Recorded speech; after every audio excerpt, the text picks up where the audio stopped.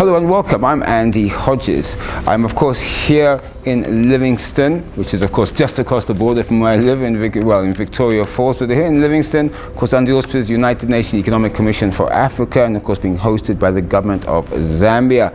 The discussion being held in Livingstone with experts and high-level officials of UNECA is around leveraging renewable energy resources for a just energy transition in Southern Africa. Now there are RECs, regional economic bodies, who are attending, of course, which is critical, and one of the most important regional bodies that affects Southern Africa, of course, is SADC. Recently, Zimbabwe took over the chairmanship of SADC.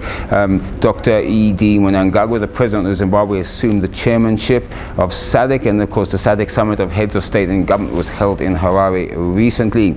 I have with me here in Livingstone Ms. Mokoena. She is Director Infrastructure, and she's representing the SADC Secretariat Executive Secretary, His Excellency Mr. Elias Mpedi Magosi. Ms. Mokoena, thank you so much for talking to me. Now, obviously, SADC is seized, I suppose, with looking at energy situations, because everybody admits without energy you cannot drive economic growth. Without energy you cannot drive industrialization. Without energy you cannot uplift our citizens in SADC from poverty. So maybe we should talk initially the high level about the current power situation, or the current energy situation, energy deficit in Southern Africa and SADC, and also I suppose after that SADC's plans or strategies and policies. What are you going to do about it as SADC countries? I suppose that's the question. Of course, it's a topical issue. Let me start by saying, indeed, energy is a cornerstone for our quest for industrialization. Indeed, I confirm that we are confronted with a situation of being energy insecure. We do have a deficit. Having said that, we also have countries with capacities but excess energy or power, but that energy cannot be accessed by the rest of the SADC member states, especially the mainland SADC member states. We're talking of the case of Angola. Angola, for the longest time, have been having this excess energy or power. However, because they are not yet connected to the Southern African power pool grid, they are not conducting any trading with the rest of the region.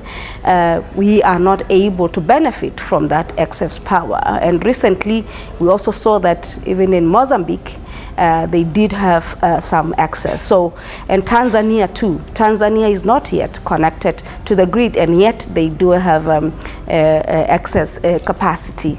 Tanzania being key because we see it as a bridge connecting us with the East African power pool and the rest of Africa, so that we can engage in the competitive electricity market. So indeed, I do confirm that we do have that deficit. Other reasons talk to aging infrastructure, and it's key, and therefore we find ourselves in a situation like this. Recent climate issues of drought.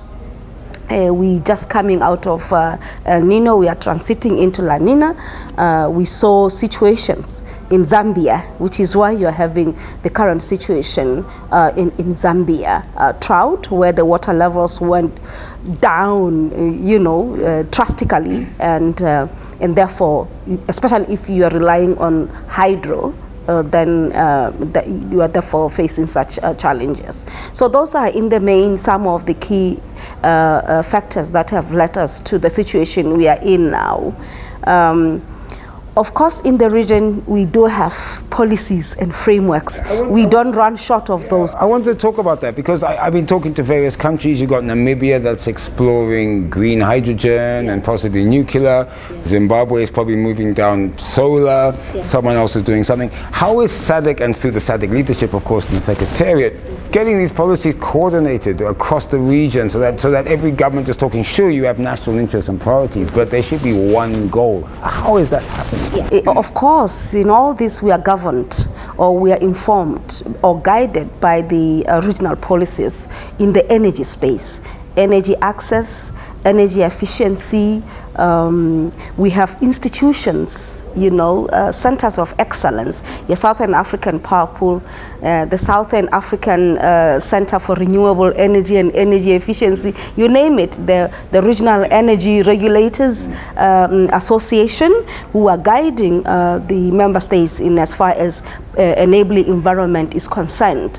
However, in some areas, you would find that there's slow uptake of this regional guidelines or frameworks in terms of implementation, domesticating those and implementing, religiously what is coming out of those frameworks. Indeed, it is a deep concern. We tackled the issue of financing again for our infrastructure, especially transmission lines.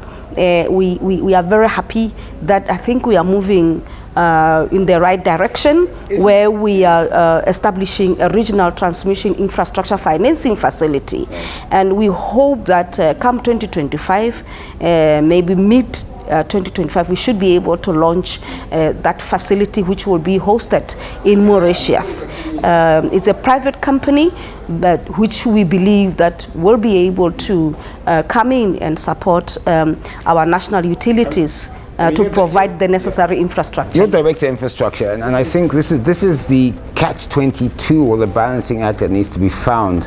We need to, as SADC members, put money into infrastructure. Here I'm talking roads, bridges, dams, you name it, we need to put it in there. On the other side, we're saying, but we need a just transition to move away from the actual energy that's keeping our economies going, which is fossil, or in some cases obviously hydro, and trying to diversify. We need to move to a just transition of renewable energy, but at the same time we haven't yet developed enough to be at a point where we can say, okay, all our citizens are at the same level, now we can spend money. We have money that we need to spend on feeding our citizens, uplifting their lives, moving them out of poverty.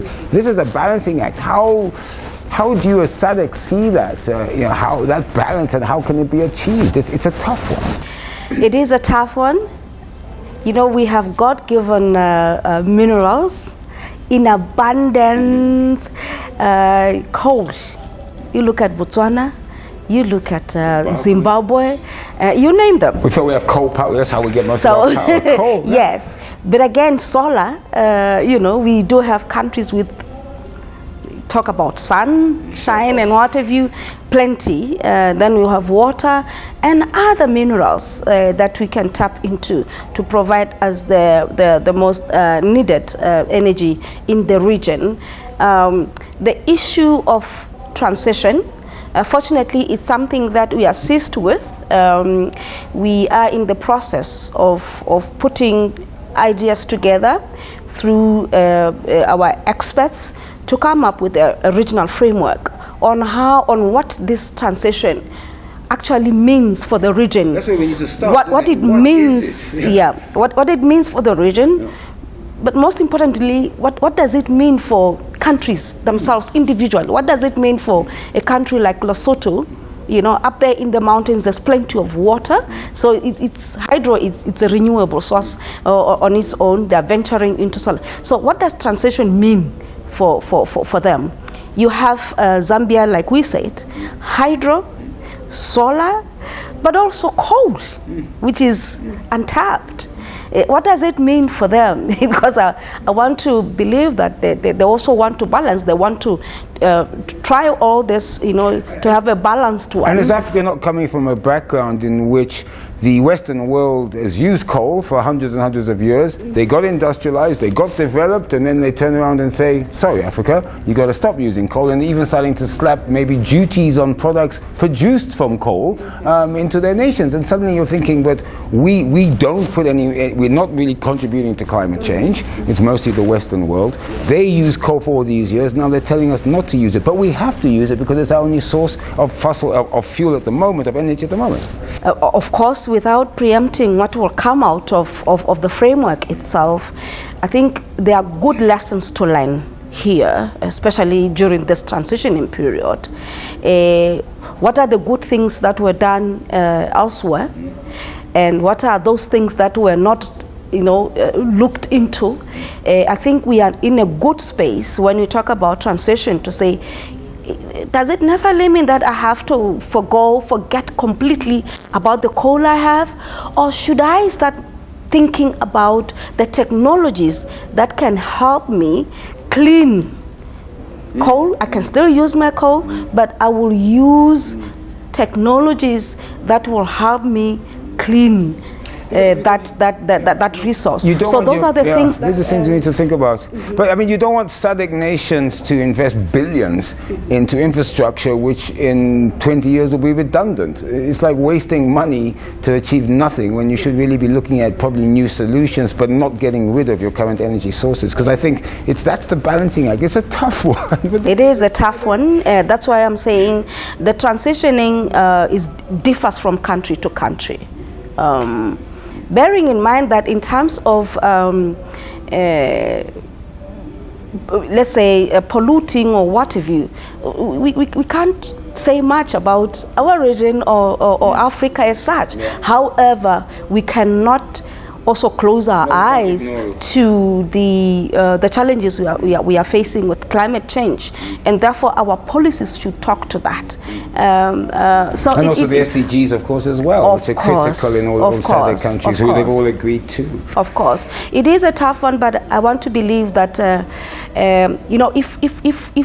if we are open enough, we do enough research into the issues. There are questions asked, obviously, even with solar. The quality that you get of the equipment or the techniques you are getting. And the affordability, of course, isn't it? Affordability. And earlier on, somebody discussed and said, if you are going to put 180 megawatts of let's say, solar, it doesn't necessarily mean that you're going to get 180, but the land that you're also occupying, arable land that you're occupying to put the panels. So you see, you're taking away livelihoods so there's a lot that we have to, that has to go into this, especially when we make such decisions to say we'll take this route, we'll go that route. So there's a lot of balancing act that will have to go. We should leave out emotions into the whole thing, but allow innovation, allow R&D to also come in and support the decisions that we are going to make. I'd like to ask you, I've been talking to a few experts, and one of the criticisms that they feel, and maybe you can correct me or correct them, is that you've got SADC, you've got COMESA, you've got ECOWAS, you've got the African Union, you've got United Nations, all of them talking the same thing, just transition, all of them having energy policies, okay? And one of the criticisms is, are you sort of collaborating? Are you talking to each other? Are you harmonizing these? I know we start with Agenda 2063, but it appears as if it's almost as if SADC is doing something, possibly ECOWAS is doing something else, COMESA is doing, even though some of the SADC members are part of COMESA. What is your views? Are we coordinating effectively? Well, the good thing is that the African Union was the first to rise and say what will be the African position on this just energy transition. So at least at intercontinental level, there is guidance. There are pronouncements there. Now we come in as regional economic communities, like SADC, we are doing something, obviously, with the overlaps with the East African community, with COMESA. So I want to believe that we will do the framework for SADC, but again, remember we also have a tripartite arrangement of COMESA, SADC, and EAC. I want to believe what we are doing now for SADC will also feed into the tripartite arrangement to inform COMESA and to also inform EAC. At least we have such structures where we are able to we converge, and at the end of the day we harmonize our positions. I want to look at South Africa, for example. Now, South Africa, I understand, is one of the largest polluters on the continent because then, of course, most of the economy is driven by fossil fuel. and of course one of the largest economies in the region, particularly within SADC, the largest economy in SADC, larger than a lot of the countries put together. So they, in a way, could take a leadership position in terms of moving to renewables as well and so forth. I mean, how does that economic disparity between nations affect this energy crisis? Do you think that's an issue, or we're all in the same boat together, so to speak? I think we are in the same boat. Like I said, the transitioning and what have you differs from country to country. Fortunately for South Africa, as always, they ran fast. So right now they do have, if you like, a strategy in place on how they are doing they're embarking on this journey of just energy. Their integrated resource plan, it's very clear on how this is going to be done. You have seen recently developments in the nuclear space.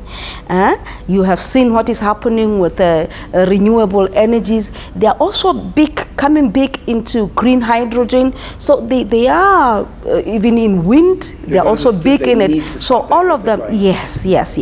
So the issue of diversification, I think for them, they have a solid plan. Nice. And it's just a matter of implementing the same.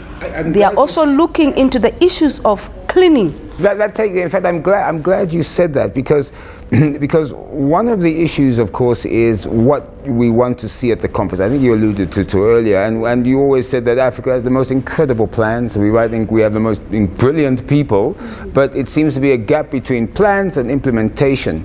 And so when we look at this conference in particular, where there are reports coming out with clear recommendations, and everyone has said we want actionable plans or actionable recommendations that we can then monitor and evaluate. Okay, what do you expect out of this? Because what we don't want to be again is here in a year's time talking the same way as we're talking today. Yeah, I think for me, representing a regional economic community, the work that we are doing at this level also enhances what we are doing in my setting. So the recommendations that are coming out of here should be able to inform the action plans that we have in SADC, as well as the other colleagues in COMESA and so on and so forth. So we don't, as you can see, we are sitting in here. These are experts from industry, from trade, but we don't have experts as such from other countries, from energy and the rest. So these outcomes then we will fit the outcomes into our own processes, mainstreaming whatever is being recommended here in our respective sectors, and we take them along. And support member states in terms of what they are committing to. So we need to understand and the key messages which are coming from, if you are in energy, key messages coming from industry, from trade and others. What are they saying? Because of course the leaders, the heads of state and government of SADC are very clear: leave no one, no place, and nothing behind. And I'm very happy that our SADC Business Council is also represented here. So the same will go to the private sector. So I think that's the beauty. You stand to learn. You stand to learn from gatherings of this nature to inform your own processes. Ms. Mokoena, Director Infrastructure at SADC, of course, representing the SADC Secretariat, Executive Secretary, His Excellency Mr. Elias Mpedi Magosi. Ma'am, thank you so much for talking. Thank you very much. Thank you.